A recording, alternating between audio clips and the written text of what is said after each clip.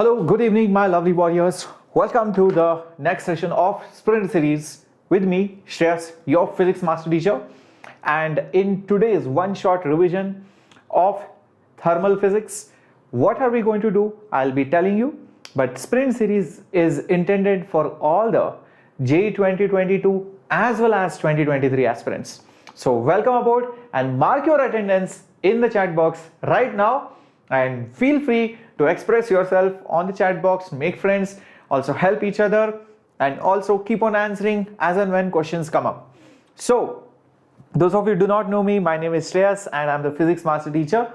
I have worked in many offline institutes and I moved to Vedantu, where I wanted to make sure that my teachings and my knowledge reaches every nook and corner and every student gets benefited with all my teachings. Welcome Shrikant, a common man, Ramya, Uma, Salva Hariharan, Muhammad. Nice to see all of you. Hi Blessy Joseph, hi Arvind.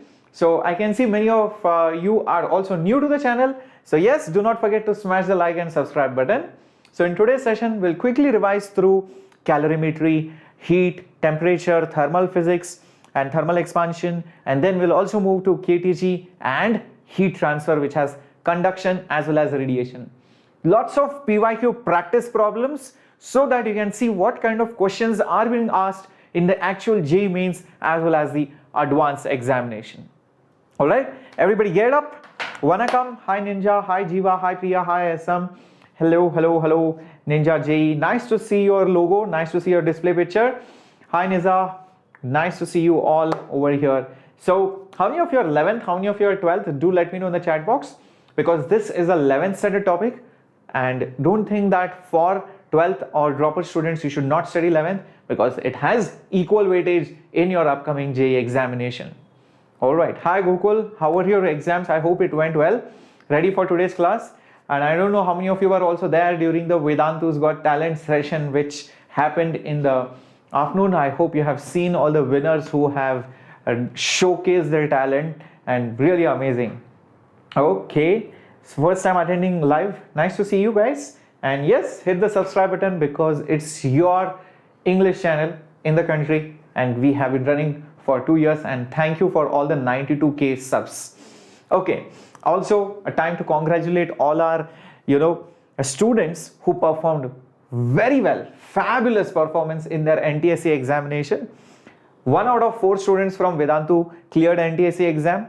12.5% of the total students are from Vedantu, and these are our students: Arya, Shivan, Shriya, Sujal, Mahara, Rudra, Grishma, Dhruv, Vaibhav and Aryan from different parts of the country who chose to learn online, and they have showcased their true talent by performing well in the examination. And last year JEE students also made us proud by getting amazing marks, amazing percentiles, top digit ranks, 1500 plus JEE advanced selections just from Vedantu alone. So it's your time, and let's get started with today's session. Okay, so you missed the call for applying for the crash course. Is it a problem? I don't think, Uma, if you have done the payment and everything, you should be enrolled. Okay, so don't worry. Yes, Arvind is also ready for today's class. Nice to see all of you. Okay, so from the chapter of thermal expansion, let's quickly revise through the formulas, and going to the first few set of formulas out here. Remember, whenever you have any body, okay, let's say it is at temperature T, and when you heat it up, you will see it will expand. So this is expansion, this is your expansion, this is your expansion, because the temperature has risen by delta T. This is your rise in temperature, and any 2 points if you take on that body, you will see that there will be some distance. That distance will also increase. If the original distance was L, it will change by delta L, and the formulas are delta L is original length into alpha into delta T. What is this alpha called? This is called as your coefficient of linear expansion, and it depends from material to material. L is your initial length, delta L is your change in the length. You can also rewrite this formula as final length is initial length into 1 plus alpha delta t, of course. Now, if you talk about the area, you can also write a similar formula like that, and it looks like this. Change in the area is initial area into beta delta t. Beta is your coefficient of areal expansion, and similarly you have the change in the volume is equal to initial volume into gamma delta t. Remember, alpha, beta, gamma, these are your coefficients of expansion. One is linear, this is areal, this is volume. They are also related to each other by the formula. Gamma is 3 times of alpha, very important formula, and beta is 2 times of alpha. Okay, 2 important things, because area has 2 dimensions, so 2 alpha. Volume has 3 dimensions, length, breadth, height, so 3 times of alpha. Is that okay? Yeah. So, hi, good evening Aisha, nice to see you back. Yes, we are going to come to questions also, a common man, don't worry, a quick revision, and then we are going to go through questions of PYQ and a lot of practice as well. Yes. Yes, I call you Gokulnath. Oh, I call you Gokul, is it? Okay, it's your short name, I guess. Alright, you can get the link of the classes through mail ID. I don't think so. You will get it on the app or on the website Uma Ramkumar. Okay, good evening Shubham, nice to see you. Hi Ankit, good evening. Alright, so next thing that is also important in this is your apparent expansion which happens. So if you pour some liquid in some another container, then you see that the liquid will also expand, the container also expands, and you see a relative changes in volume. So gamma apparent is your gamma of your container minus gamma of your liquid, whichever is more. Okay, so you can consider that as your gamma.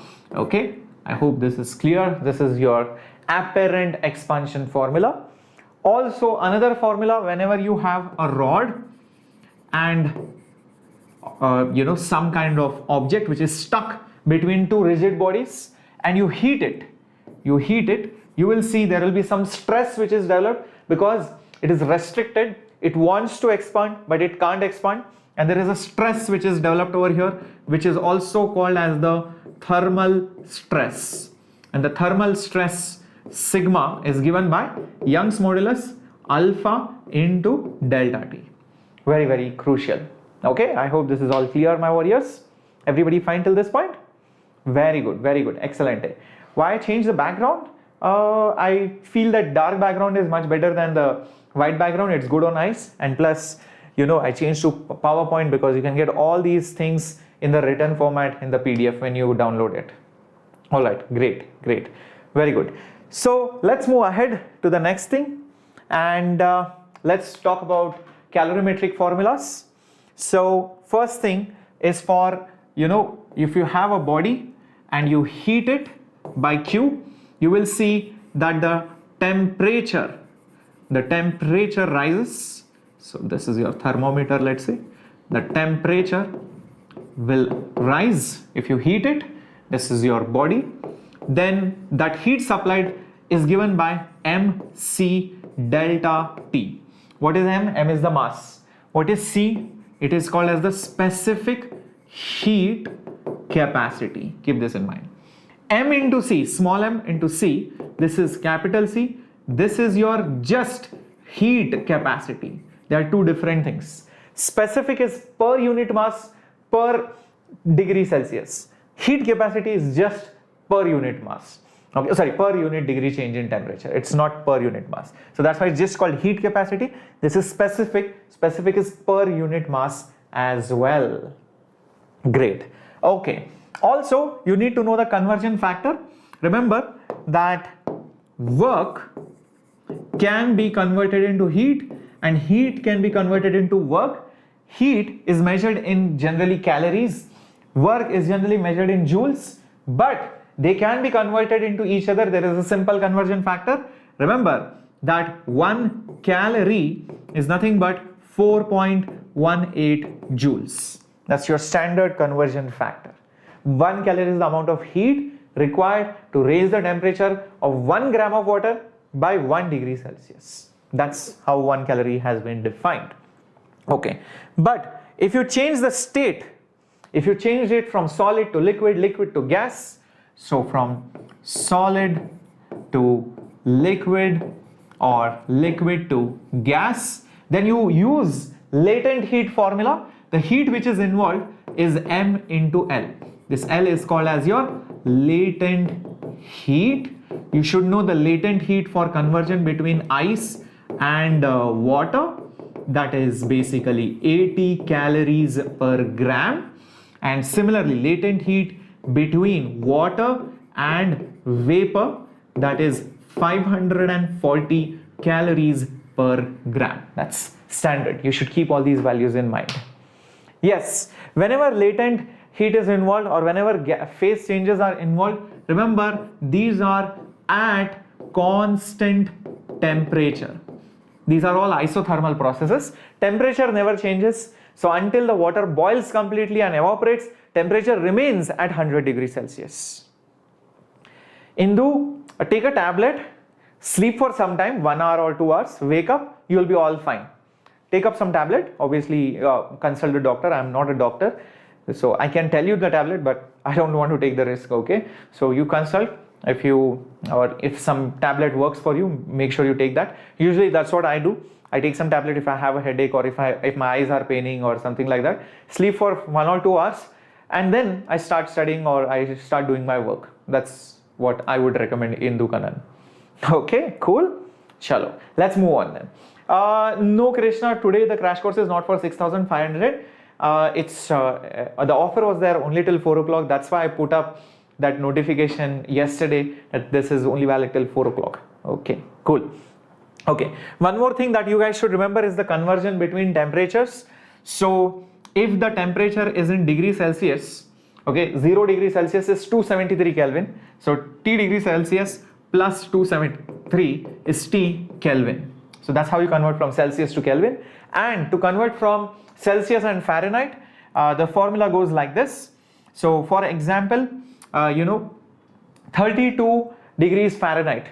32 degrees Fahrenheit is basically 0 degrees Celsius. So F minus 32. So this is degree Celsius, this is your Fahrenheit. And when you go from Fahrenheit to Celsius, Fahrenheit is more sensitive, Celsius is less sensitive. Because Celsius is less sensitive and you are going towards the less sensitive side, you multiply it by a factor lesser than 1, and that factor is basically 5/9. That's how I remember it. Okay, you can obviously develop your own ways of remembering it. Yep. Okay, cool. Great, my warriors. Amazing. So let's move on to the next thing. And I hope you guys also remember, one last thing which I also would like to mention is whenever you have multiple bodies, they will exchange heat till temperature is same. Basically, it is called as equilibrium.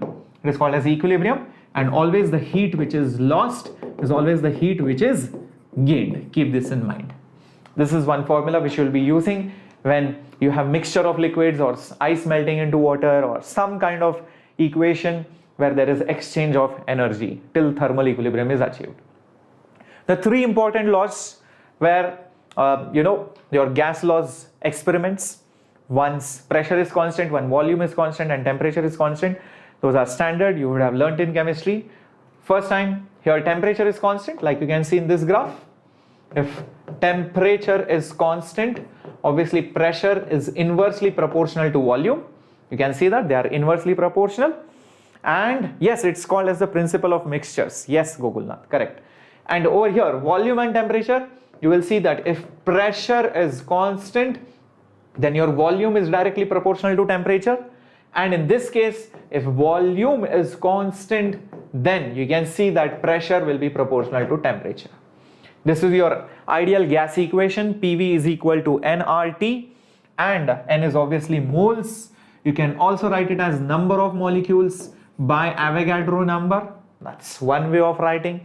Also this value of R, you should remember it, 0.0082, or you can also write it in your joules form, that is SI unit. That will become 8.3.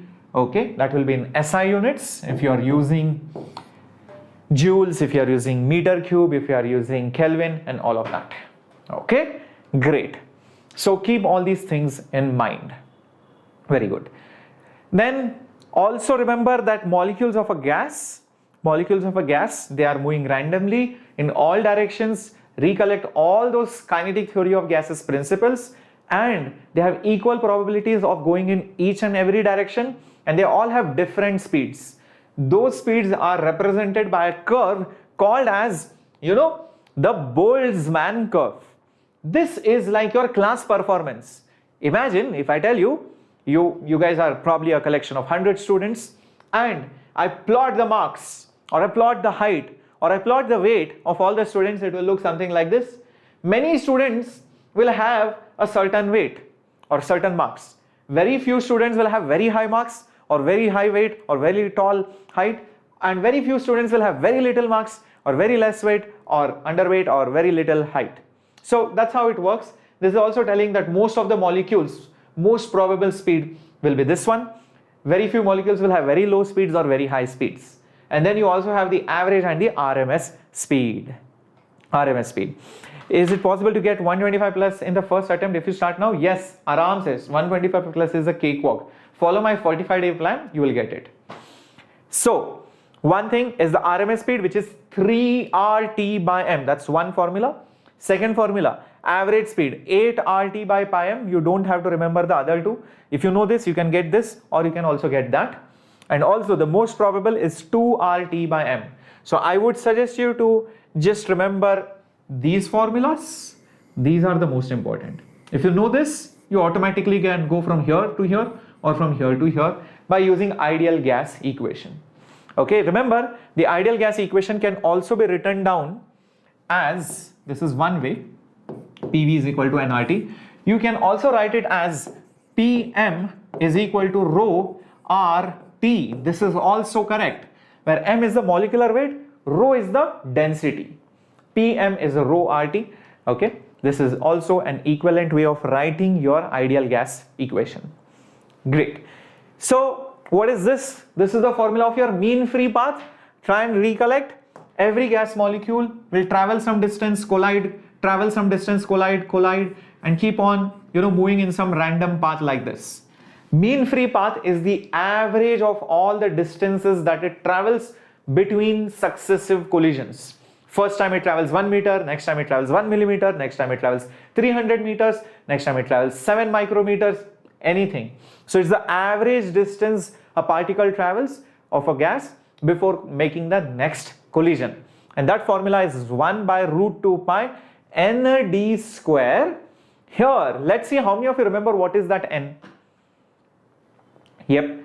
So can you tell a way to study and remember formulas? Kaushi, the best way, number one, is never look at formulas when you're solving the starting problems. Always try to recollect and first solve exercise 1 problems of Tattva or simple problems from any book where you have to just use the formula substitute. Learn the art of substitution, only then you remember it at the initial stage. After a few days, again solve some problems and try and recollect the formulas. Again after 1 week, try and solve a problem, maybe not so many but few of them. That's it. Most likely after that you will remember it, and then keep on revising it after a longer duration. Maybe after 3 weeks, then after 4 weeks, and then maybe after a few months. That's it.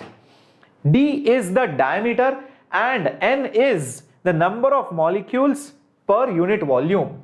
Keep this in mind. This N is number of molecules per unit volume. That's one thing. And D over here is the diameter of the molecule. Keep this in mind. Yep.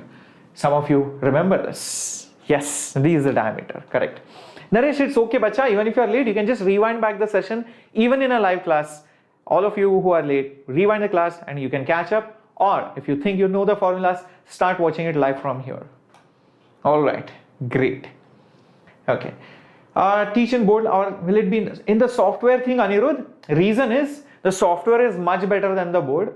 Now you might, I know what you guys think that, sir, in the board I can see you big, sir.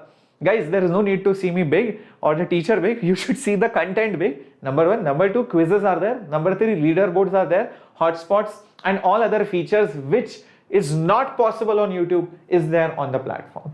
Okay, it's not Google made. It's a very crazy software. You will understand when you get used to it. Great. Moving on, the molecules have different degrees of freedom. The degrees of freedom are those, independent motions which contribute to the energy of a gas molecule. For a monoatomic molecule, there are 3 translational degrees. So very, very important. There are 3 translational degrees. Okay, all the 3. For a diatomic molecules, there are 3 translational plus 2 rotational degrees of freedom. Correct? 3 translation and 2 rotational degrees of freedom. For a polyatomic, which is non-linear, you will generally have 3 translation and 3 rotational degrees. That's how it works. Very good. All right. Understood? Yep. And the energy of the gas per mole depends on how many degrees of freedom it has. So, one way is you can remember it this way, the way it has been given. Else, the best way to remember the formula for internal energy, U is just N CV into T. This is a better way. N is obviously your moles. CV is your specific heat capacity at constant volume. You keep the volume constant. That's your specific heat capacity at constant volume. T is your temperature. And that's the reason why you get delta U is equal to N CV delta T. So either you remember this or you remember this, one and the same thing. Yeah. So keep this in mind. So if you don't want to remember this, which is fair enough, remember internal energy is NCVT. NCVT, delta U is NCV delta T. And remember that the energy of a gas is always divided equally in all the degrees of freedom. Very, very important. That is also called as the law of equipartition of energy. So I can just put it up over here. Law of equipartition of energy. And what does it say? The energy which is there per molecule and per degree of freedom. And so I'll put over here per degree of freedom is half kT. What is K? K is your Boltzmann constant. So K is nothing but R divided by NA. Okay, R divided by NA, which comes out close to be 1.38 into 10 to the power minus 23 SI units. Okay, that's something which you should remember. Okay, no problem, Ayashami. And you should watch my detailed classes, which is there in the Nurture series. It's there in the playlist on our channel, of course, all detailed classes. Keep this in mind. Okay, hi Dhana's Kitchen. Oh my God, we have Dhana's Kitchen, and that's not good. I mean, really, you guys are making me hungry now. Whenever I hear food and kitchen and all these things, oh my God. Okay, distracting. Okay, let's go to the next one coming up on your screen. Yep, let's go to pressure. And yes, very good, Aman. Keep it up, keep it up. I can see all your answers coming up. So I like seeing all your answers, guys. Keep it up. Very good. Okay, next thing, a very important law in kinetic theory of gases is your PV is equal to 1/3 NmV RMS square. This pressure arises because of the collisions which are there. They impart impulse, and that impulse causes change in momentum, and once the momentum changes, it creates a force, and once the force is created, you will obviously have pressure. So that's how pressure is created in a gas, and the derivation leads to 1/3 NmV square. Remember, this capital N is the number of molecules, and this small m is the mass of a molecule. Mass of a molecule. Keep this in mind. Very, very critical, very, very important, of course. And usually in an ideal gas, the energy of a gas is actually the sum of its potential energies and the sum of its kinetic energies. But for a real gas, something is zero. This term is zero for an ideal gas. Keep this in mind. So the energy that you measure is only the kinetic energy and not the potential energy, because you neglect the interaction between the molecules. Okay, Rahul, watch my class, bacha. I have conducted detailed classes. You have time, watch the nurture series. Yep, please watch it. Is it possible to solve 300 questions per day? Arvind, yes, bacha, it is definitely possible, but I don't see the point unless you are nearing the exam. So make sure you have done all the topics thoroughly. It's not just about the number, it's about how you do those problems. Are you playing around with it? Are you manipulating it? Are you trying it with different methods? Are you going by reverse way? And are you playing with numbers? Are you trying to eliminate options also? And all those things matter. So it's not just about the number, bacha. Okay, last few things before we go ahead. Gamma is a ratio of Cp by Cv, and gamma is also 1 plus 2 by degrees of freedom. How many ever are there? So that is your formula for gamma, of course. Yep, keep this in mind. And you can also write Cp and Cv in different ways. So Cp and Cv. So Cv is nothing but R upon gamma minus 1, and Cp is gamma R upon gamma minus 1. Okay, that's one way of writing Cp and Cv. These are standard formulas. Obviously, Cp minus Cv is R, that's your Mayer's relationship. Cp minus Cv is R, that's your Mayer's formula. Okay, cool, very good. Let's move to the last few things before we start discussing some questions. Yes, we have reached heat transfer. Whenever heat flows in a solid, and that's basically your conduction, you will see that the heat flow rate is given by, let me just draw this. Yep. So if you have a solid of certain length, let's say L, the area of cross section is A, and the amount of heat that will be flowing through that solid, Q dot, which is also dQ by dt, which is also called as the heat current. This is called as the heat current. This Q dot is nothing but K A delta T by L. This is your standard formula. K is conductivity. Okay, where did it go? Yep.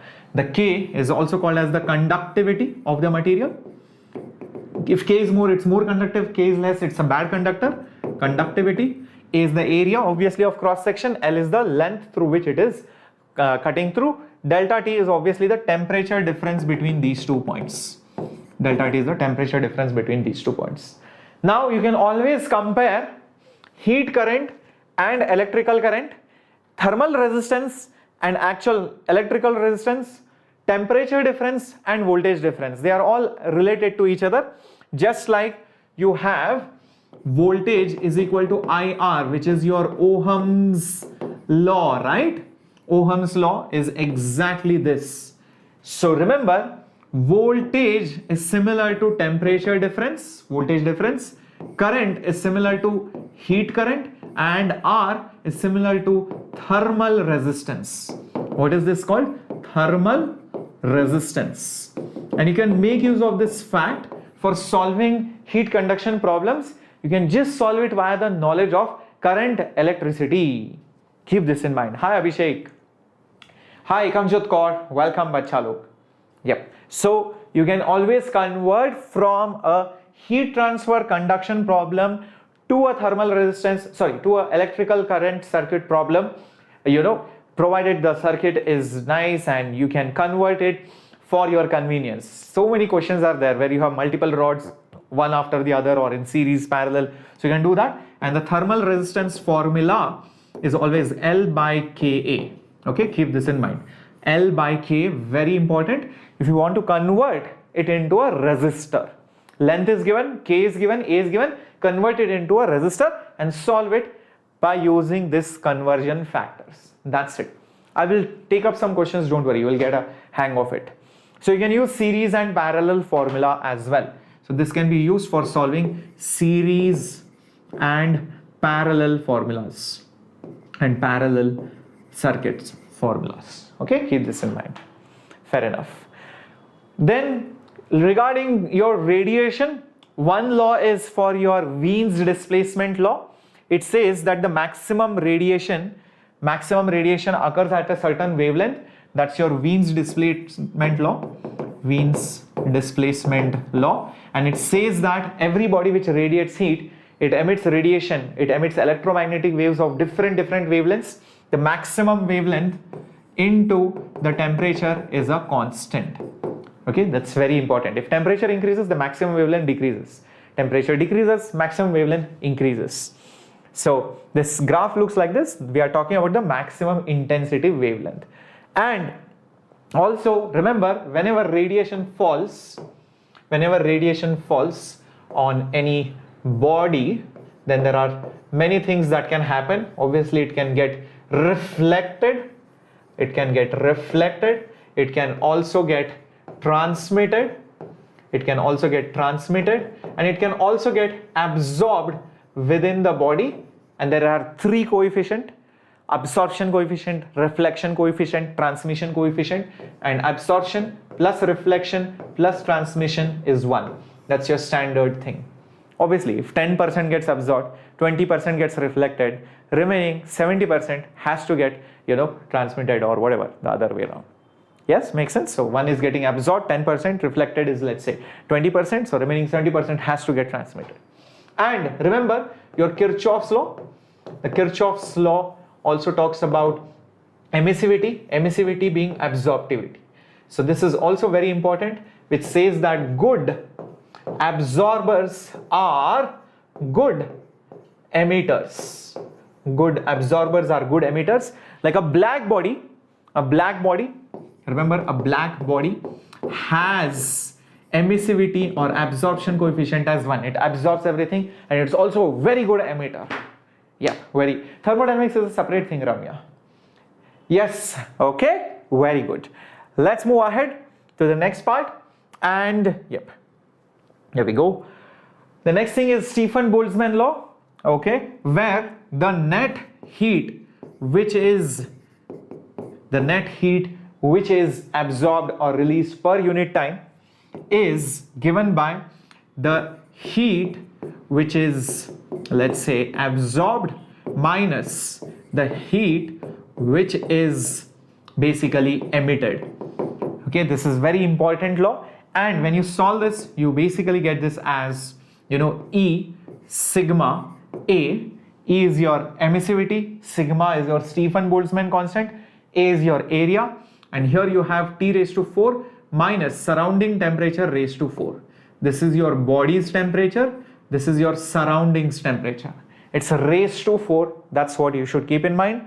And dq by dt can also be written down as mc dt. dq is mc dt divided by just dt. This T stands for temperature on the top, this T over here stands for time. Keep this in mind. Two different things. Venkat will do short 60 questions later on, not now. Yeah. Hi Tamil, hi Magdesh, hi Muthukumar, nice to see you first time, and I hope you guys are enjoying this session. Yep. Do not forget to smash the subscribe button so that you become a regular member of this channel. Last thing is your Newton's law of cooling, and Newton's law of cooling is all about the rate at which the hot body cools is dependent directly on the temperature difference of the body with respect to the surroundings. Meaning, if I talk about the rate of cooling, so, okay, just one second. There we go. Yeah. So the rate of cooling,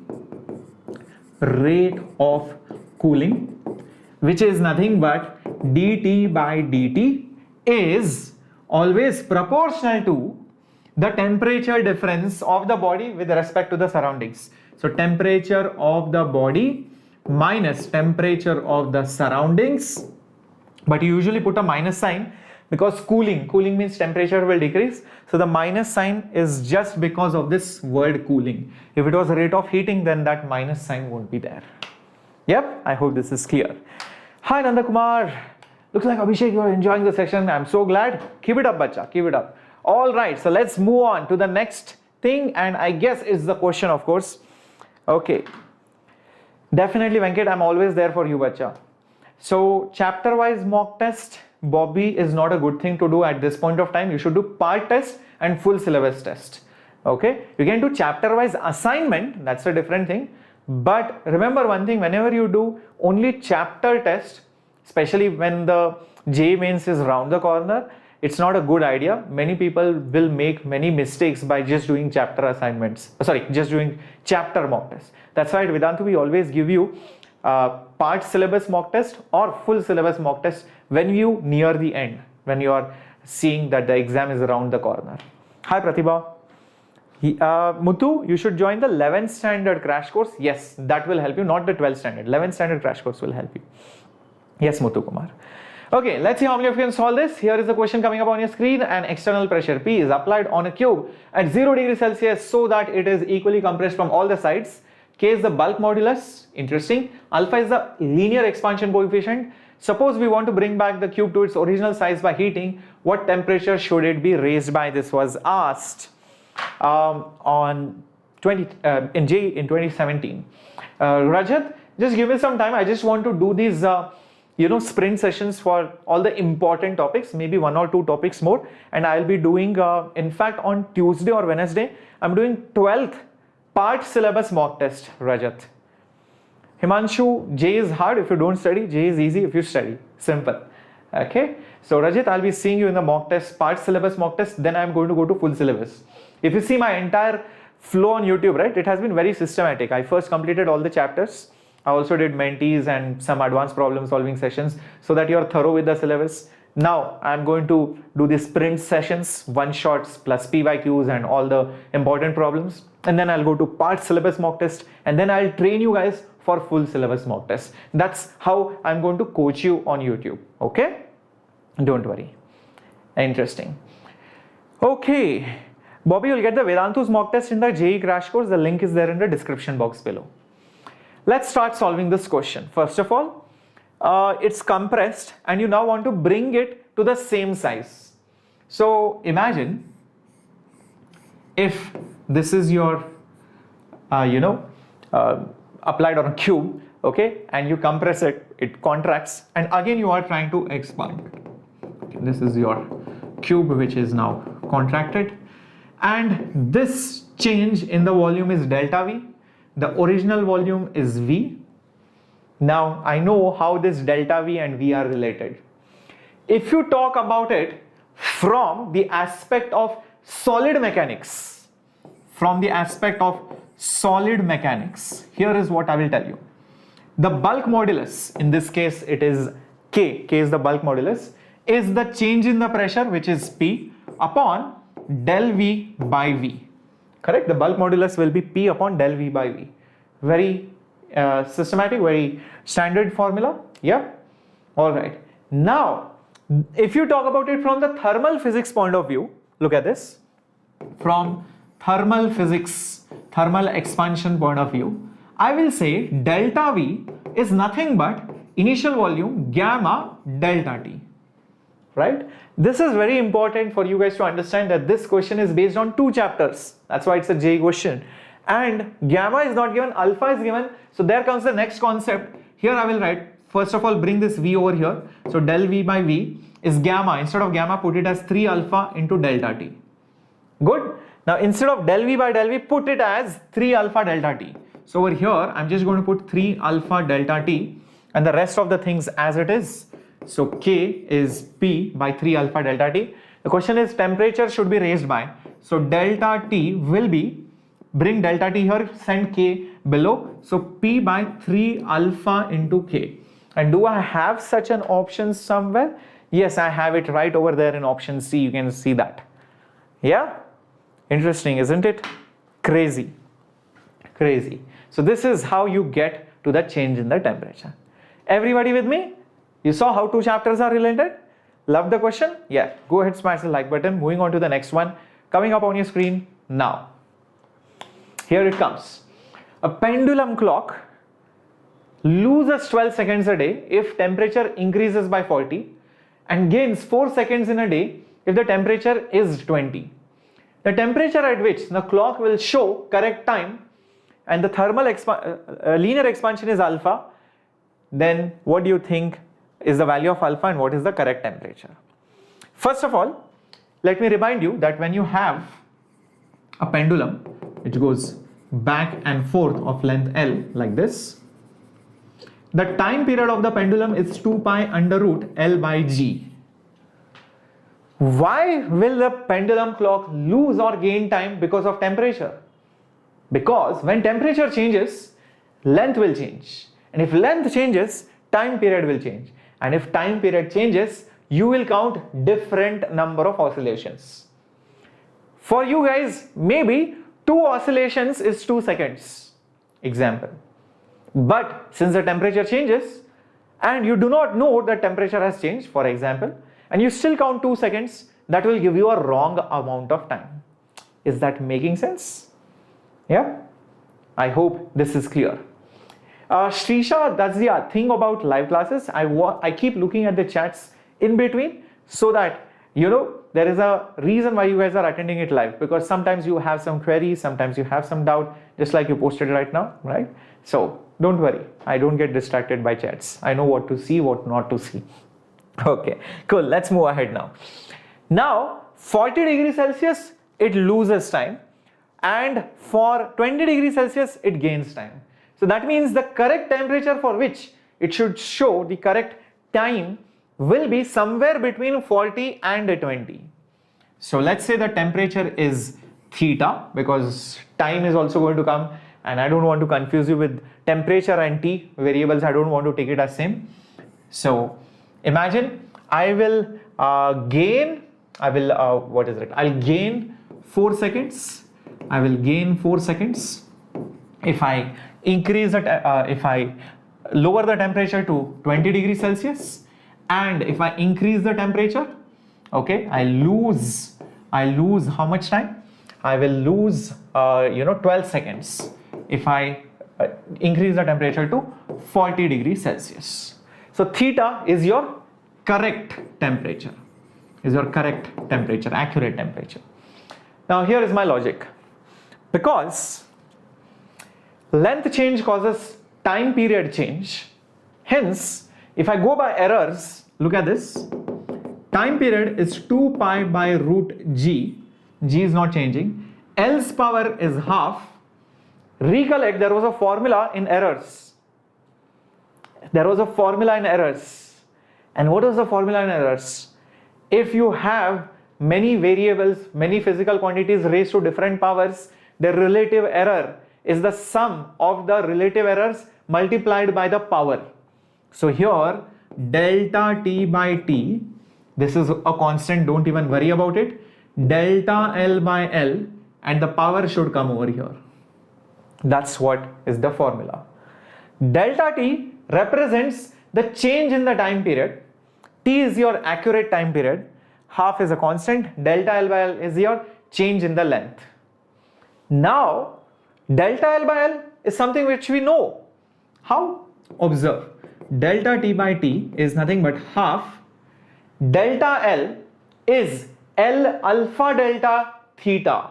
That's your linear expansion formula. So it will be L alpha del theta. Del theta is your change in temperature upon L. LL goes. So I'm just left with delta T by T is alpha delta theta by 2. Now this formula will play an important role for solving this question. It's a very good question which was asked in JEE 2016. Welcome Ashwin Raj. Join in bacha log. Simulating tech, concentrate on the class. Don't worry about everything else. Even I am not worried. Why are you worried? Chill. It's okay. Shivij Yadav. Hello. Welcome bacha. Now what you should do is make an equation for this, make another equation for this, and try and solve the question. Let's do this. First of all, when you are losing 12 seconds and your theta is obviously less than 40 degrees, Okay, so here is what I can do. The change in temperature as compared to the original temperature. I lose 12 seconds in a day. A day has how many seconds? A day has 86,400 seconds, right? That's a standard value which you all should remember and you should know. So in one day, you get a difference of 12 seconds. So delta T is 12. The actual time is 86,400 seconds is equal to alpha, I do not know. So alpha by 2, and del theta is the difference of the temperature. So 40 is bigger than theta. So 40 minus theta. That's your equation number 1. Similarly, for this side of the story, I will make another equation. The gain of time in one day is 4 seconds. So delta T is 4. The time, accurate time is 1 day. So 86400 is again alpha by 2. But here I will have theta minus 20 because theta is more than 20 now. That's the only difference. Now I know what to do. What's the next thing, guys? It's very simple. Just divide both of them and you should get the answer. Just divide. So equation 1 divided by equation 2. See what do you get? 12 by 4. 12 by 4 because 86400 will get cancelled. Alpha by 2 got cancelled. So 40 minus theta upon theta minus 20. 12 by 4, that's 3. So 3 theta minus 60 is equal to 40 minus theta. Bring that theta here. So it will become 4 theta, and 60 plus 40, that's 100. So theta will be 100 by 4, which is 25 degrees Celsius. That's your first answer. Is there an option like that? Oh yes, it is 25 degrees Celsius. Do I need to even solve for anything else? No, right? Because everything else is different. But if there are two options with 25, then I have to solve. But right now I know option B will be correct. But even if you had to solve it, what's the thing? It's simple. All you need to do is take this theta and substitute it over here. Just substitute it. You will get the answer. Okay, just substitute it. So 12 by 86400 is equal to alpha by 2 and 40 minus 25. So solving this, you will get the value of alpha, which comes out around this. Is that okay? I'm not sure, modern man, but the look of it, it looks like a good level mains question or an average level advanced question. Okay, that's what it looks like. Everybody fine till this point? Did you love this question?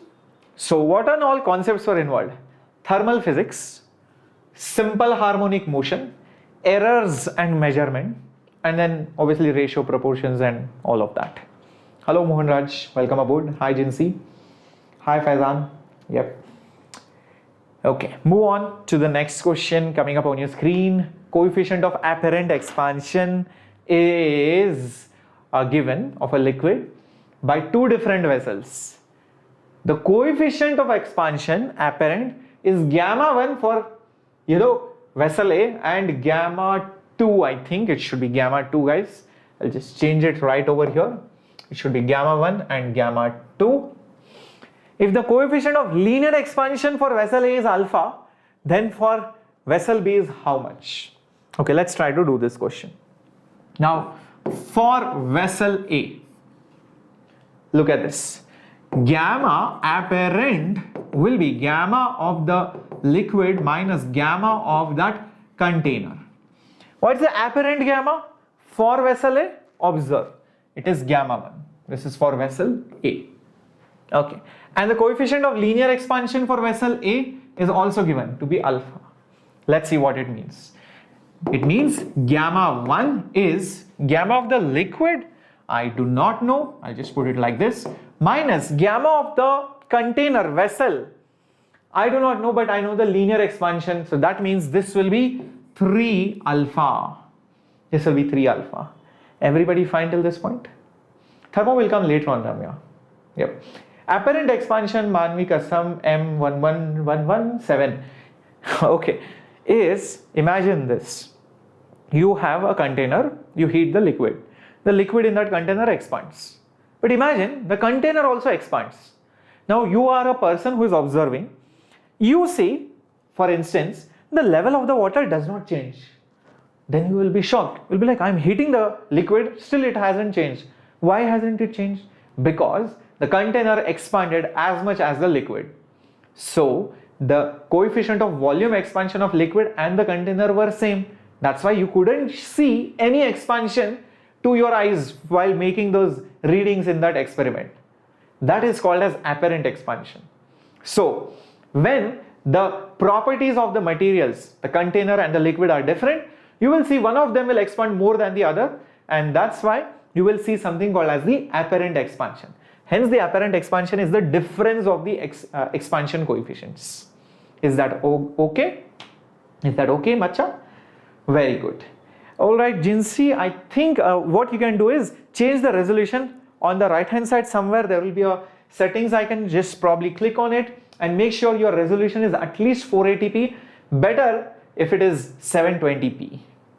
Okay, let's move on. Now for the other thing, which is container B, the apparent gamma for container B is gamma 2. Liquid is obviously same. Okay, liquid is obviously the same, and here you have 3 times of alpha of B. All right. Now what do? I do not know gamma liquid, right? I need to get rid of it. So subtract the 2. So just subtract the 2. So basically subtract the 2 and see what do you get, because the question is find the coefficient of linear expansion of vessel B. Alpha B is asked. So I will just get gamma 1 minus gamma 2 is equal to gamma liquid cancels, this minus this, so it will be 3 alpha B minus 3 alpha. That's it.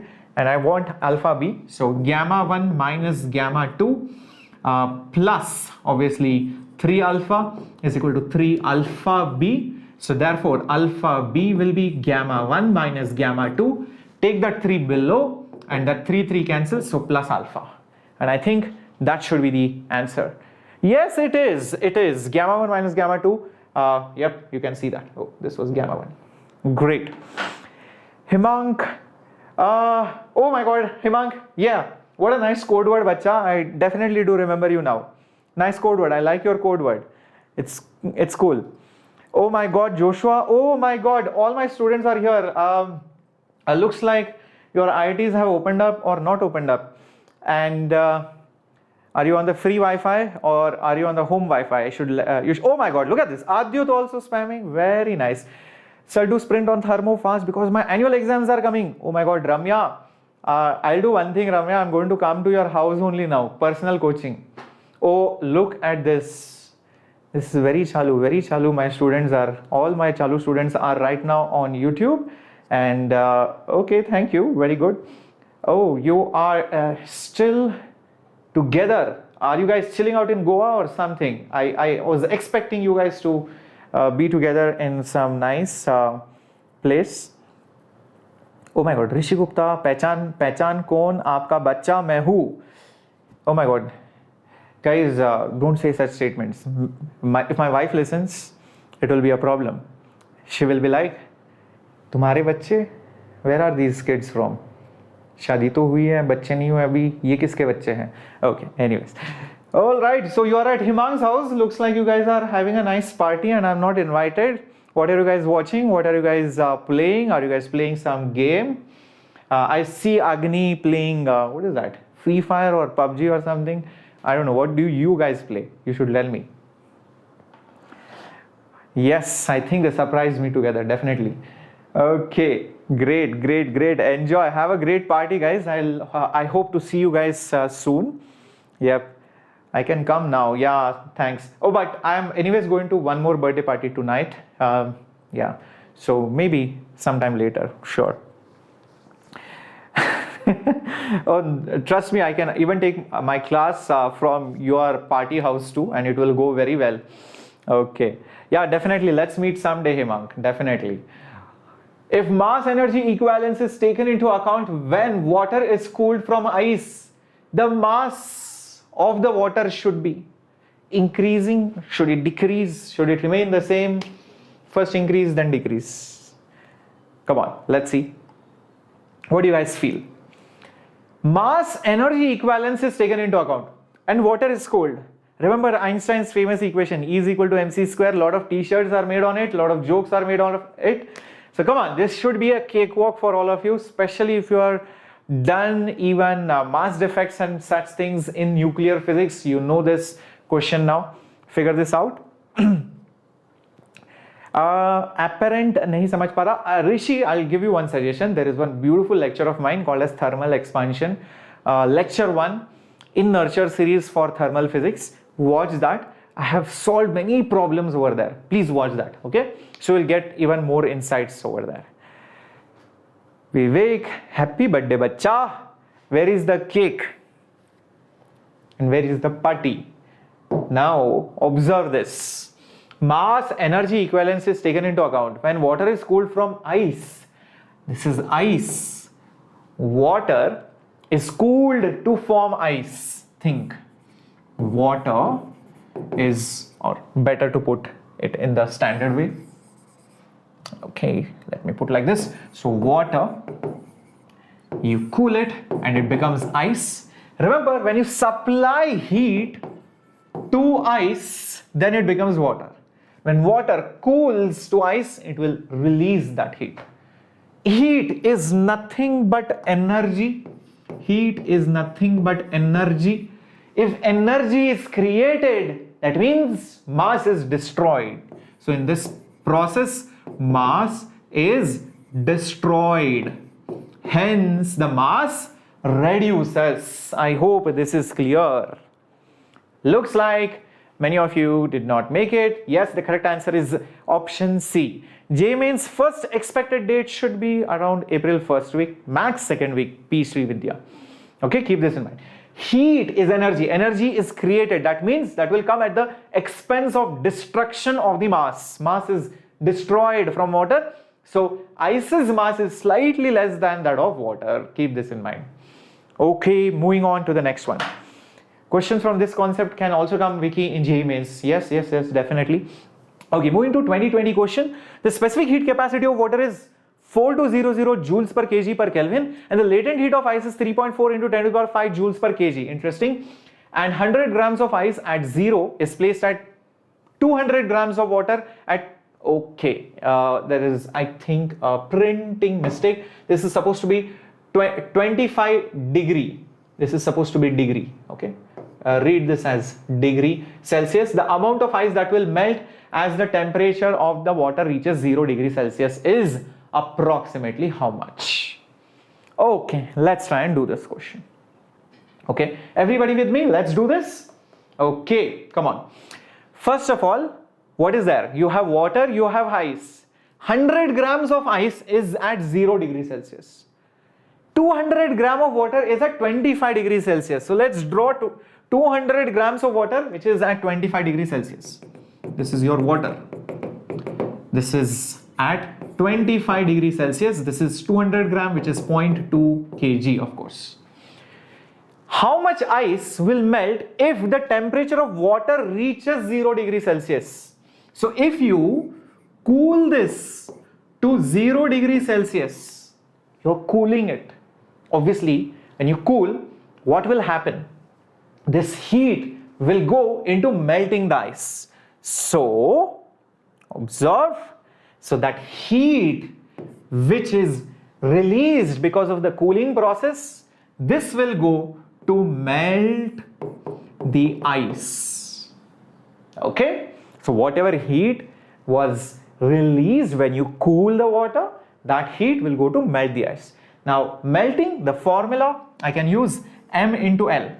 M is the amount of ice melted, L is the latent heat. What about cooling?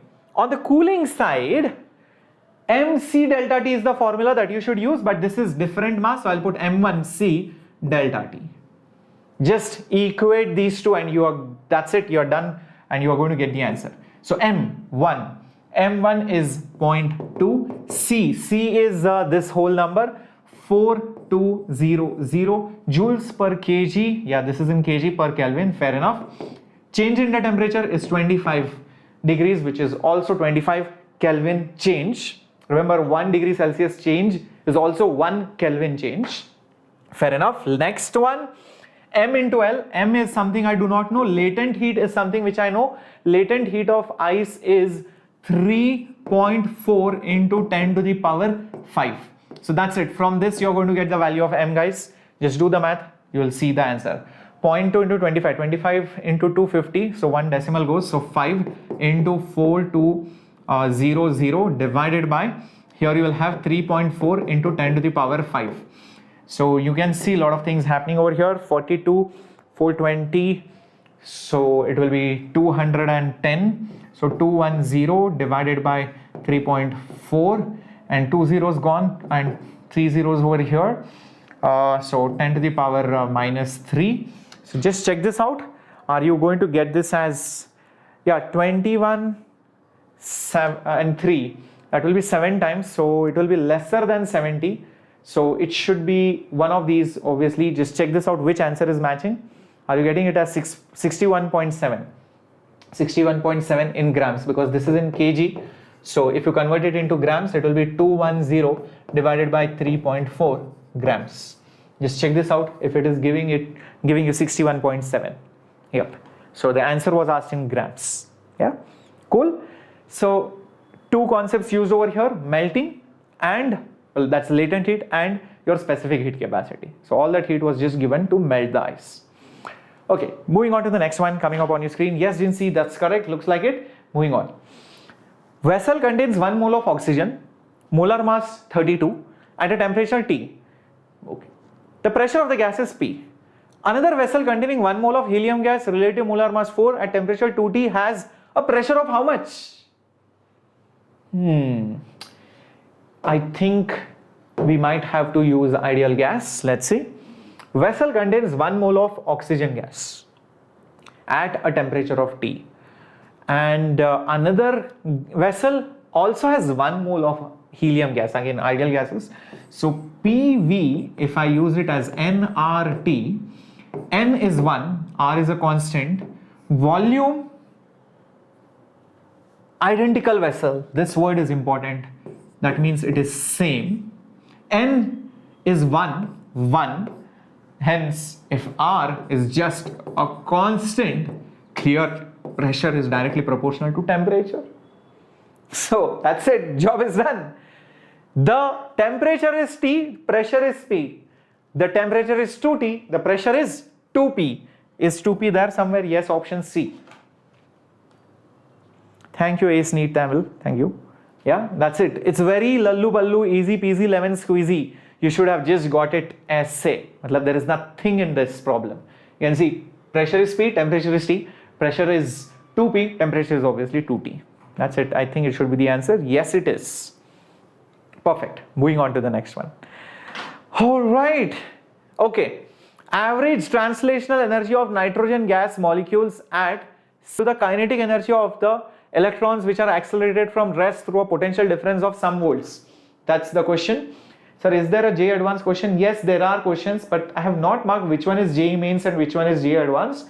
So probably, that would be dicey now for me to tell you which one is Mains and Advanced. But yes, there were some JEE Advanced questions and there are some JEE Advanced questions. I just not put up which one is Mains, which one is Advanced. Okay, so here is the question. Let's try and solve this. The translational kinetic energy of a nitrogen gas molecule at which temperature becomes equal to the kinetic energy of an electron accelerated from rest through a potential difference of this volt. Okay, now I'll tell you what. See, the kinetic energy of any molecule, okay, depends on the degrees of freedom, correct? And the energy associated with an electron when it is accelerated by a potential difference is given by, the energy of an electron accelerated through a potential difference is given by the charge into the potential difference. And here, this one, the average energy, translational kinetic energy of nitrogen gas, okay, the average translational kinetic energy of nitrogen is a diatomic molecule. Diatomic means it will have 3 degrees of translational degrees of freedom. So it will be degrees of freedom for translational. And remember, each degree has half kT, correct? Is that clear, my warriors? Yep, very good. Hi, Amazing NEET 2022 aspirant. Now, these two energies are equal because it is mentioned this is equal. So let's just try and substitute the values.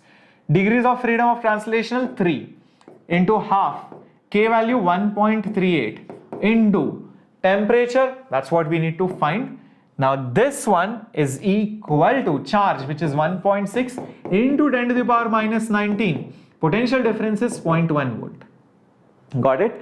Now the only unknown over here is T, which I think you can easily quickly find out, but there is a catch in the problem.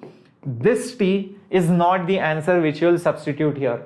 Let's see how many of you realize this. How many of you realize that this is temperature cannot be put in over here? Why can't you put in? Oh my god, I don't like that word now, put in.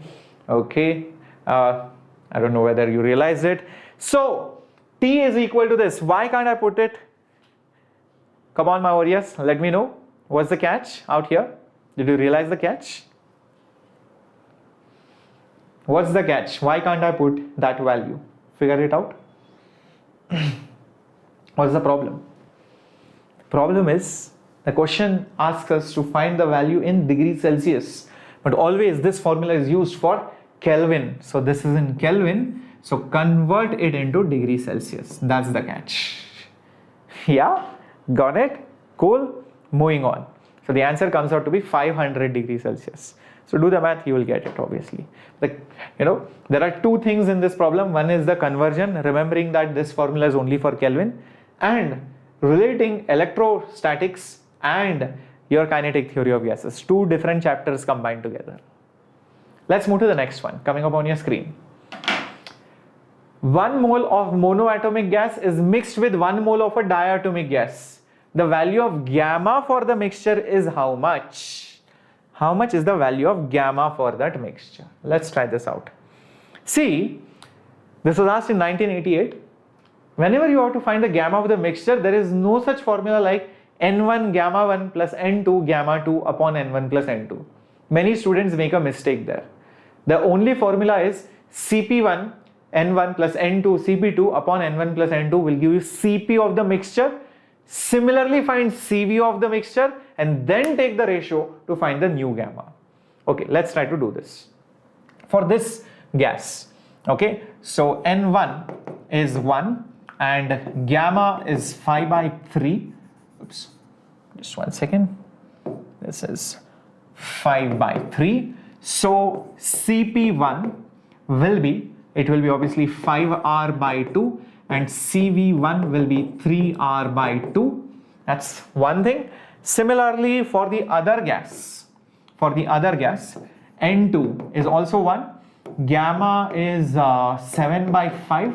So Cp2 will be nothing but 7R by 2 and CV2 will be 5R by 2. When this is standard, if this is 7, this will be 7, this is 5, this will be 5. That's how it goes, right? Now you find Cp and Cv separately. So Cp of the mixture will be N1 Cp1 plus N2 Cp2 upon N1 plus N2. So N1 is 1, Cp1 is 5R by 2 and N2 is also 1, Cp2 is 7R by 2 upon 1 plus 1. So that should give me 5. This is 1, okay. This is also 1 separately. So 5 plus 7, 12. 12 by 2, 6. 6 by 1 plus 1, which is 6 by 2, which is 3. So this will become 3R. Same way, you can also find Cv of the mixture. So Cv of that mixture will be N1 Cv1 plus N2 Cv2 upon N1 plus N2. So N1 is again 1, Cv1 is 3R by 2 plus N2 is also 1, Cv2 is 5R by 2 divided by 1 plus 1, which will be 3 plus 5, 8, 8 by 2, 4, 4 by 2, 2. So 2R. So hence the gamma of the mixture,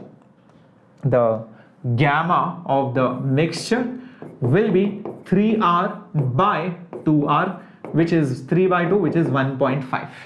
Is that there somewhere? Yes, it is. That's the answer. Perfecto. Amazingo. So that's how you do it. These kind of questions are very common. These was also asked last year many times in JEE Mains. So I mean, this should be clear. This procedure and what you should not do should also be clear. And if it is clear, give me a thumbs up in the chats. Okay, let's have a look at the next question. Okay, what do we have? Two vessels A and B with frictionless piston containing the same gas at the same temperature, same volume. Mass of the gas in A is Ma, mass of that in B is Mb. The gas in each cylinder is allowed to expand isothermally from same final volume, from the same initial volume to the same final volume. The changes in the pressure are different. Then what is the ratio of the mass? Okay, let's try to draw the situation so that you get an idea. So you have a chamber, and yes, you also have a piston, like so, right over here. And there is some gas inside of this, and obviously let's say the volume is V, and it also has some pressure. Now, what have you done? Each of them is allowed to expand isothermally. Isothermal expansion. So you are giving some heat, but you are making sure that the gas expands, so it compensates and tries to maintain the temperature. So let's say you heat it and the piston goes over here. This is during the expansion. Now once it expands, the volume becomes 2V. That's what is mentioned. Interesting. Because of which the pressure changes. First time by delta P, second time by 1.5 delta P. The question is, how are the masses of the gas inside related to each other? Very good, Kanamani, Sathi Chandran. How do we do this question? I think first, let's find out a relationship for the change in the pressure in general. The change in the pressure. Look at this. The change in pressure will be final minus initial pressure. Obviously, right? Final minus initial pressure. Now, what is the final minus initial pressure? Pressure is nRT by V. Okay, it's nothing but nRT by volume. Volume is 2V, and initial is nRT by V. Got it till this point? Everybody clear? Okay, N is the same, R is the same, T is also same because it is clearly mentioned isothermal expansion. So the only thing that changes is volume. Now the reason why I'm putting or bringing moles is because I want to find eventually the relationship between the mass of the gas present. Mass is proportional to the moles. So that's the reason why I have brought N into the picture. N into the picture. Hi Asvitapi. Now here is the next thing. Okay, observe. The changes in the pressure, I am only interested in the magnitude. So let's just put a modulus symbol because the question is the change in the pressure is delta P. I don't know whether it's minus or plus. Let's just worry about the magnitude of it. So this is your change in the pressure, and first time delta P will be, oh, let's just do one more thing before writing delta P. Observe this. Half minus 1 is minus half. The modulus of that will be again half only. So it will be just half nRT by V. Correct? So that will be your change in pressure. Now my logic is this. Delta P by 1.5 delta P. The first time is for container A. The second time is for container B. Change in pressure for container A, change in pressure for container B will be, the ratio will be same as the ratio of these numbers. R is same, T is same, V is same, half is same. The only ratio that you will get is the ratio of the moles. Correct? The ratio of the moles. Now, what is the ratio of the moles? Is the ratio of the masses. Moles is proportional to mass. So, Ma by Mb. Now, my job is done because 1.5 is 3 by 2. So, hence, I'll just write this as 2 by 3 is equal to Ma by Mb. So basically 2 Mb is equal to 3 Ma. And do I have it? 2 MB is 3 mA. Yes, option C it is. Yeah, you can see that option C it is. Correcto. Okay. Unknown, yes. Towards the class end, I will show it to you in detail how you can get it and what and all things you need to keep in mind before enrolling. All these things I'll tell you definitely. Okay, unknown. Yeah, just wait till the end. Hardly few more questions are there. Okay. Next, here is a question. Okay, this is a conceptual question. You should be able to do this. Two ends of a rod are wrapped with cotton and are maintained at a different temperatures. And after some time, every point on the rod attains a constant temperature. Then what do you think happens? Let me draw a picture of it so that you understand what is happening. You have a rod and it is wrapped, and you see each point attains some temperature. You would have seen this thing in conduction experiment. So this is the hot end, this is the cold end, and you all know that the heat will flow like this. Heat flows like this. So this is your conduction thing, and this is obviously your temperatures. So the temperatures are obviously different. It keeps on decreasing as you go from one end to the other end. Okay, let's see how many of you can get this now. Conduction of heat at different points of the rod stops because the temperature is not changing. Rod is a bad conductor of heat. Heat is being radiated from each point of the rod.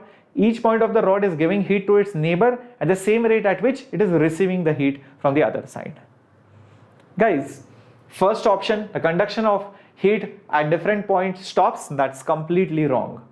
In fact, what happens is, if you look at the elements of the rod, each element will be at a different temperature.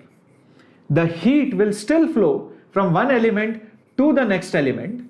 Whatever heat comes in will be the heat which goes out, and because whatever is coming in is going out, the temperature remains constant, and heat flowing in is just going to flow out. It's like passing the parcel. It takes in and gives out, takes in and gives out. And the reason why the heat is still flowing is because you are maintaining the temperature difference. Hence, option D will be correct. Option A is wrong. Rod is a bad conductor of heat, obviously not. And heat is being radiated, no radiation because it is wrapped. This word is important because it is wrapped, so there will be no radiation which will be occurring. Everything is restricted. Correcto. That's what happens. Option D is correct. Moving to the next question coming up on your screen. Two thin blankets kept, they keep more hotness than one blanket of thickness equal to these two. The reason for this is, come on, in winters you would have experienced this. Good evening, Nikhil. Very good, Amoret. Very good, Rajat. Very good, Ramya. Come on.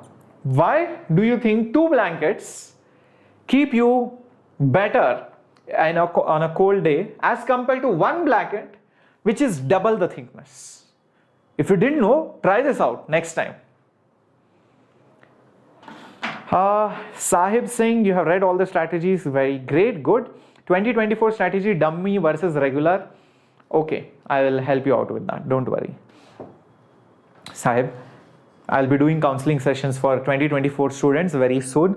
And I know you guys are all excited to enter into 11th standard. Again D? No, this time I don't think so. It's D. It will be B. Yep. Because the layer of the air which is formed acts like a bad conductor of heat. Yep, air is a very bad conductor, or it's an insulator. So imagine this is you. Okay, this is your shivering like this. Okay, these are your hands, and there you go. You are very cold, and you wear some blankets. This is one blanket, blanket 1, and you wear blanket 2. What happens is there is an air gap which is formed. So this is a very bad conductor of heat. It does not allow the transmission of the heat. Hence, the answer is a layer which is formed, blocks the heat flow. It's like a resistor. So, 2 blankets is better than 1 blanket of double the thickness. Keep this in mind. Okay, very interesting question, very interesting concept, and you can also apply it practically. Rishi, this is 11th standard topic actually. Is there in your 11th standard NCERT, and for 12th standard, obviously I'm doing it right now because you are going to write your JEE mains, advanced, bitsat and all of that, right? Okay. Next question coming up on your screen, and here it is. A wall has two layers, A and B, made of different material. Both layers have same thickness. Thermal conductivity of A is twice that of B. Under thermal equilibrium, temperature difference across the wall is 36. What's the temperature difference across the layer A? Okay, let's draw this first. I have two layers. This is layer A, this is layer B. Thermal conductivity of A is twice of B. This is 2K, this is K.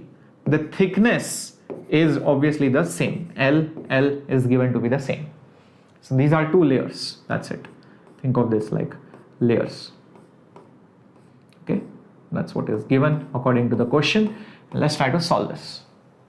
The temperature difference across the wall is 36. That means this is 36 degrees Celsius.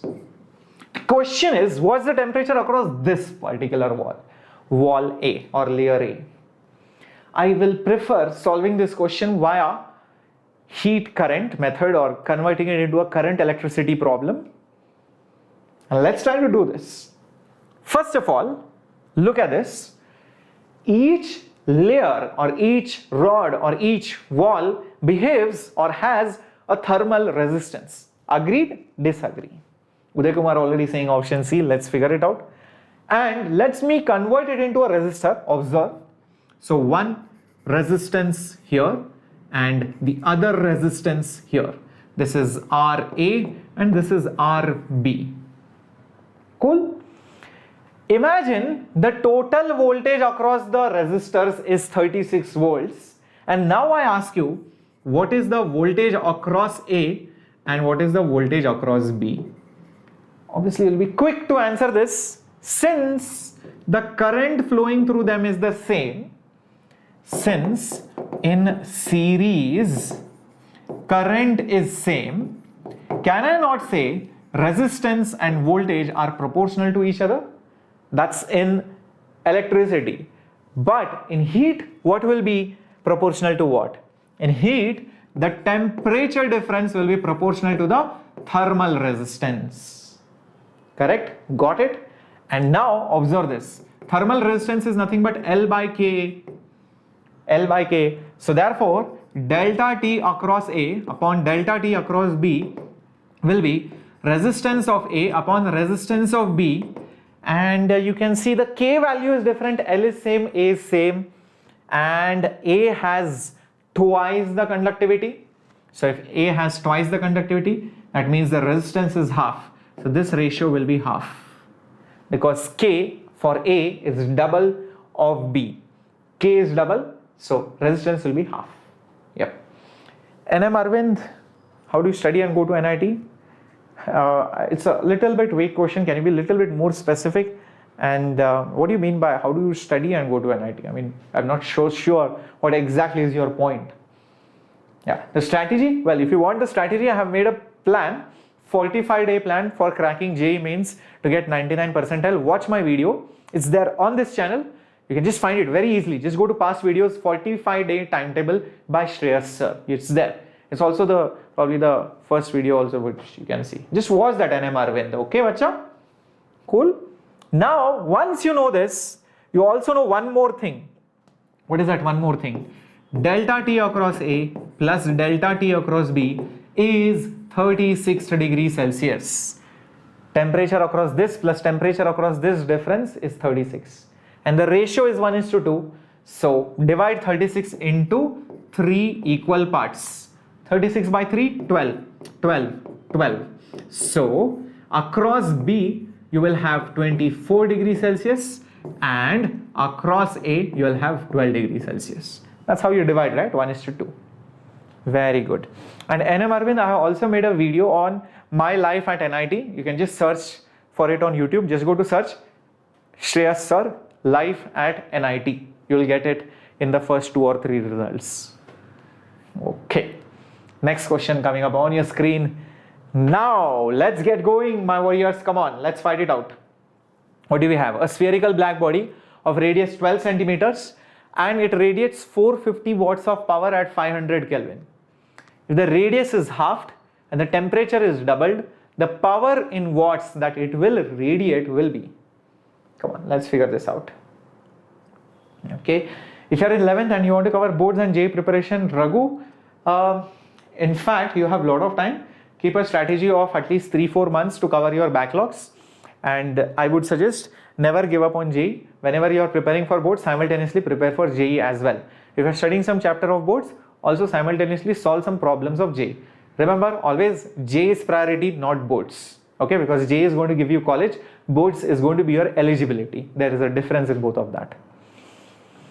Is that worth to sacrifice a year for my dream IIT Madras? Vishnu, anything is worth. If you want to sacrifice your, probably, I don't know, it could be anything. You want to sacrifice your gaming, you want to sacrifice your sports, you want to sacrifice something else, that's worth it for IIT Madras, IIT Delhi, IIT Bombay, whichever IIT you get in. Is a life you get in IIT that you can never get it. Any college, no matter how much you pay, no matter which college you talk about, you will never get that life you get in IIT, because IIT does not have payment, it does not have quota for management, and you cannot pay and get into IIT. And remember, this chance will only come once in your life. You cannot grow old and say, no, I want to do IIT engineering and all. That's it, it will just come once.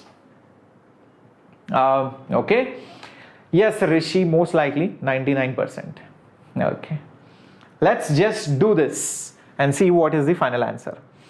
All right, a spherical body of this size radiates this much power at this much temperature. Radius is halved, the temperature is doubled. The power which is radiated is given by E sigma A T raised to 4. Area is 4 pi r square, and this is T raised to 4. Now look at this. For 450 watts, 12 centimeter, temperature is this much. For half radius, for double the temperature, what will be the power? That's it. So just do P2 by P1 will be R2 by R1 whole square into T2 by T1 whole raised to 4. New power, I don't know. Old power is 450. Everything else is constant. Radius is halved, so the new radius is half. R2 is half of R1, and new temperature is double, so 2 by 1 whole raised to 4. Half is square is 4. 2 raised to 4 is 16, of course. So this will be 4 by 1. So P2 will be 450 into 4, 45 to the 19, 180, 1800. So 1800 should be the answer. Is it there somewhere? Yep, it is. Option D, of course. Got it? Clearo? Amazingo? Shri Harshit, that I'm not sure of. Okay. Yes, Kishore Kumar. Yes, Uday Kumar Giri. It's option D, bacha. Okay. Well, let's move on to the next question. And here it is. It's a brilliant question. And this is very interesting. All these old year questions are, JEE advanced questions. Whatever the old year questions that you are seeing, 1988, 1995, 1991, 1994, 1997. Those questions are all JEE advanced questions, by the way, Ramya. Okay. Two spheres, S1, S2 are made of same material, have same identical finish. Mass of S1 is thrice of S2. Both spheres are heated and placed in some room of lower temperature and are insulated from each other. Ratio of the rate of cooling. Wow, this is a good question. Let's solve this. Okay, observe. You have a sphere of certain mass and certain radius. They are all radiating heat. Okay, they are all radiating heat in different directions. This is a temperature T, and they are all kept in a room of some other temperature, let's say T0. The question is, what is the rate of the cooling ratio? Rate of cooling, initial rate of cooling. Rate of cooling means dT by dt. That's the meaning of rate of cooling. How do I get to that? Okay, the logic for that is, observe. Power net is E sigma A T raised to 4 minus T0 raised to 4. This is your standard formula. The rate at which heat is effectively entering into the body, because some is absorbed, some is radiated. Remember, this is the Stefan-Boltzmann law. Emissivity, Stefan-Boltzmann constant, area T raised to 4 minus T naught raised to 4. Keep this in mind. The mass of one is thrice that of the other. That means their areas are not same. That's one common mistake which people do. And if mass of A is, or mass of 1, I'll just put 1, let's use the same variables. Mass of 1 is thrice that of mass of 2. What does it mean? Densities are same, radius will be different. Observe. Mass is density into volume, so 4 by 3 pi r1 cube will be 3 into density into 4 by 3 pi r2 cube. Now 4 by 3 pi rho cancels, so therefore r1 cube is 3 r2 cube. So therefore r1 by r2 will be cube root of 3 by 1. That's what it will be, cube root of 3 by 1. You can also write this as 3 raised to 1 by 3. Got it? That's the first thing you should realize. That means the areas will also be different. Power rate at which the net energy enters inside will be heat by time. Heat is mc delta T. Heat is mc delta T. Kishore Kumar, I have taught Newton's law of cooling in first lecture. No, sorry, not first lecture. In heat transfer, there were 2 lectures conducted. Just search for heat transfer Shreyas sir, or go to the playlist nurture, scroll towards the end. You will see heat transfer lecture 2, radiation. I have taught it in detail, bacha. Okay, Kishore Kumar. Yeah, ACE NEET, there is a validity of the PDF links because it's not stored on our server, it is stored on some external server. That external server has a validity. Else we pay for it. First of all, we store it somewhere else, because you cannot just store a PDF on Google Drive or anything, because there is a limit. So we pay for it, and once few days are over, the validity gets over, we utilize that same space for storing the new PDFs. That's why we encourage students to download Telegram group and make sure that you are up to date, so that you can download the latest PDFs and you are up to date with that. Okay, cool. Blessy at 12, leave a comment, I will respond to it. Okay, 125 to 135 marks will not give you IITs or NITs, study only, definitely not. Okay, can we take the length same? No, length is not same, radius is different. Okay, now observe, power, heat by time. Heat is mc delta T, okay, the change in temperature, upon, I can just put dt if you want, that's better. Yeah. mc dt by this T. This is temperature, this is time, don't confuse with the variable T. Next, over here on the right hand side, it's E sigma, area is 4 pi r square, T raised to 4 minus T naught raised to 4. Now let's try and understand which variables are same, which variables are different, so that we can take the ratio easily. Masses obviously different, so this is different. C is the same because they are made of same material. Okay, dt by dt, this is something which we need to find. This is question mark. E same, sigma same, 4 pi same, r different. Okay, so r square is different. T raised to 4, T naught raised to 4 same, because they are having the same temperature and they are placed in the same room far away from each other. Yes, Kishore. Yes, Bacha. Yes, yes. Now, when you take the ratio, observe what happens. See what happens. You will see m1 by m2 will be dt by dt of sphere 1 upon dt by dt of sphere 2, which is, everything else is a constant, you are just taking ratio. It is r1 by r2, yes, and this is whole square. Now let's try to do this. m1 by m2, okay, when I take it on that side, so dt by dt of 1 upon dt by dt of 2 will be m2 by m1, and here I have r1 by r2 whole raised to 2. Okay, now m2 by m1, from here you can see m2 by m1 will be 1/3 and r1 by r2 is 3 raised to 1 by 3. So this will become 3 raised to minus 1 plus 1 by 3. So not forget that you have to square this. So this is actually 2 by 3. So this will become 3 raised to minus 1 by 3, which is nothing but 1 by 3 whole raised to 1 by 3. Just check this now if option D is correct or wrong. Yes, it is. It is. Yep. Yes, Kishore Kumar, I just did it. Okay. I hope this is clear. Okay. So very interesting question about, number one, how you can relate the net power which is absorbed to mc/dt. This is very important because if you do not do this step, you cannot get the rate of cooling. Without that step, you can never get the rate of cooling.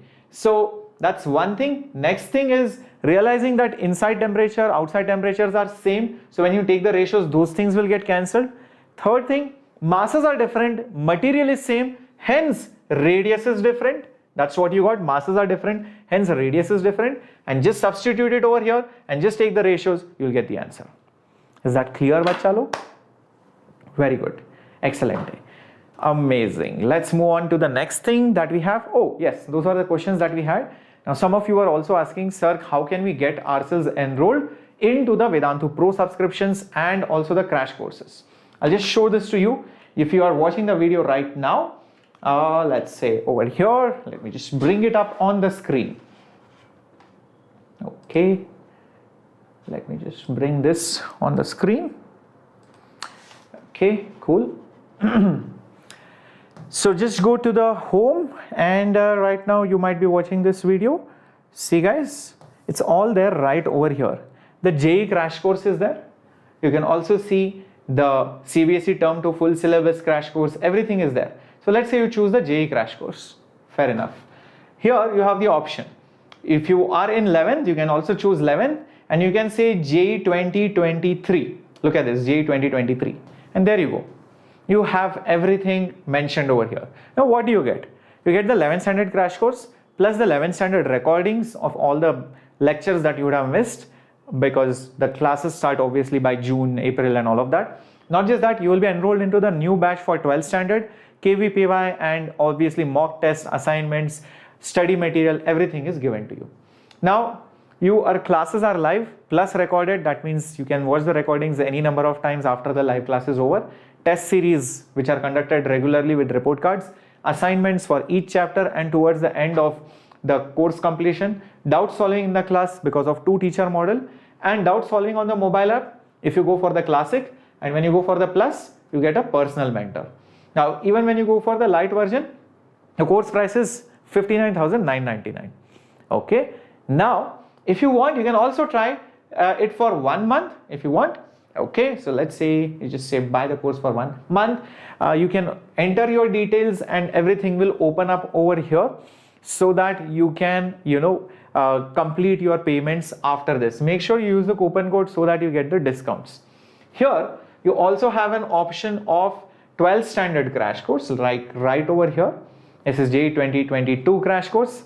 Batch starts 28th Feb. You can also join this batch. It's up to you. Courses are in English with 20 mock tests, also assignments, and also doubt solving just like before.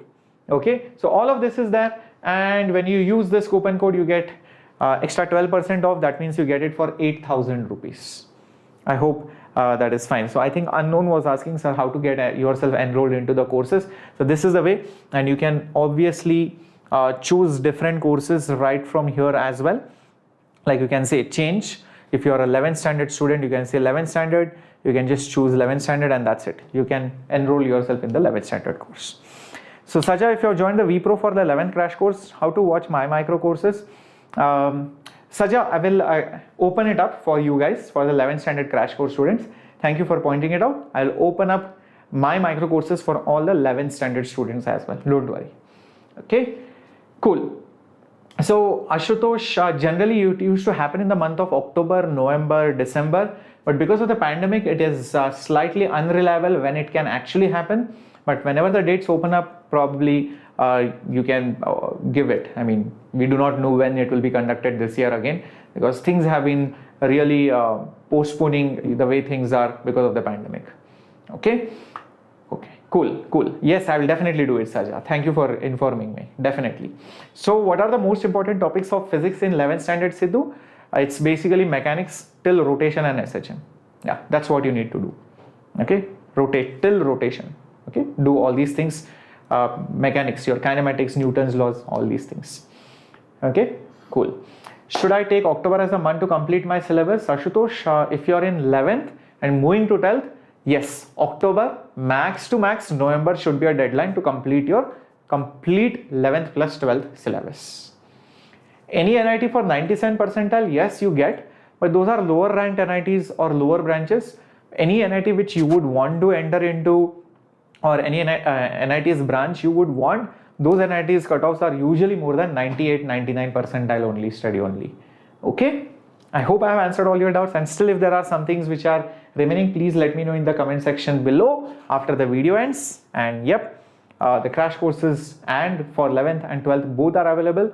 Links are there in the description box. Join our Telegram channel so that you get the PDFs as well. And yes, do not forget to like, share and subscribe as well. Thank you very much for tuning in. This was your captain Shreyas signing off. Hasta la vista.